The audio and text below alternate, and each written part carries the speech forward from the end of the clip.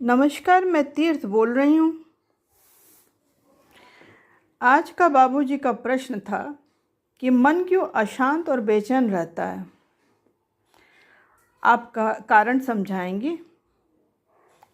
मैंने कहा चलिए इसे गहराई से समझने की कोशिश करते हैं। मन को 3 तलों में बांटा गया है: चेतन, अवचेतन और अचेतन। एक एक कर इन्हें समझते हैं। हमारा परिचय प्रथमतः पहले तल चेतन मन से होता है। इसे समाज में रहने लायक संस्कारित किया जाता है। यह एक तरह से व्यक्तिगत मुखौटा होता है जिसके पीछे उसका विभस्त विकृत चेहरा व्यक्तित्व रहता है। हमें सारी अच्छाइयों को सामने रखना सिखाया जाता है। तुम शांत रहो, तुम अच्छा आचरण करो, दूसरों की इज्जत करो, वगैरह वगैरह। परंतु यह तल एक पर्दा स्वरूप होता है जिसे हमने अपने घर का सारा जैसे हमने अपने घर का सारा कबाड़ एकत्र कर उसके ऊपर एक सुंदर साफ चादर डाल दी हो। बाबूजी बड़े ध्यान से सुन रहे थे। अब दूसरा तल की बात करते हैं।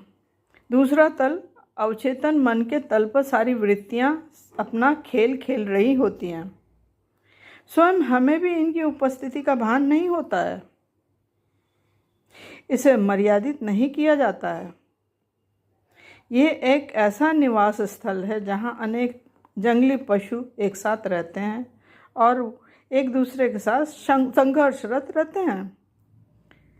वे लहूलुहान होते रहते हैं। उन्हें अनुमति नहीं होती कि वो स्वच्छंद विचरण कर सकें। मन के अंदर के पशु काम, क्रोध, लोभ, मोह इत्यादि अनेक हैं जो अंदर तड़प रहे होते हैं। अतः वे दांत और नाखूनों से नोचने के लिए तैयार बैठे होते हैं।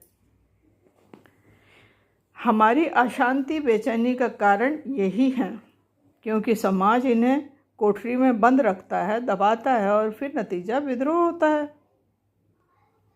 बाबूजी गहन मुद्रा में थे। बोले, ओह, अब मैं समझा।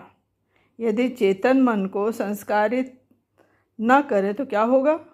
क्या शांति दूर होगी? बेचैनी समाप्त होगी? मैंने कहा नहीं। मनुष्य एक सामाजिक प्राणी है। वह बार बार अपने अनुभवों से सीखता है।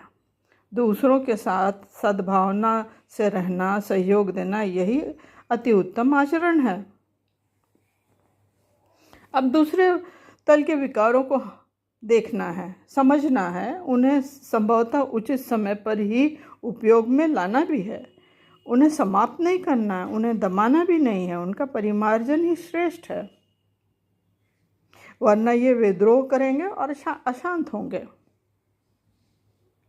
बाबूजी सुनकर बोले, क्या तीसरा तल आनंदित करने वाला है? तीसरा तल अचेतन मन का तल है। वो अज्ञेय है, उसे जाना नहीं जा सकता, परंतु वहाँ अमृत की वर्षा होती है। वो आनंददायी है। इस तल पर पहुँचने के लिए दूसरे तल का आत्मसात करना पड़ता है। उससे होकर जाना होता है। अब आप संक्षेप में दोहरा दें। मन के 3 तल होते हैं: चेतन, अवचेतन और अचेतन। पहला तल संस्कारित किया जाता है, दूसरे तल पर वृत्तियां काम करती हैं और तीसरे तल पर जाने से आनंद की वर्षा होती, अमृत की धारा बहती है। दूसरे तल में हमारे अंदर के जंगली जानवरों का काम, क्रोध, लोभ, मोह का डेरा है। उन्हें देखना और समझना है, वरना अशांति रहेगी। ठीक है, धन्यवाद।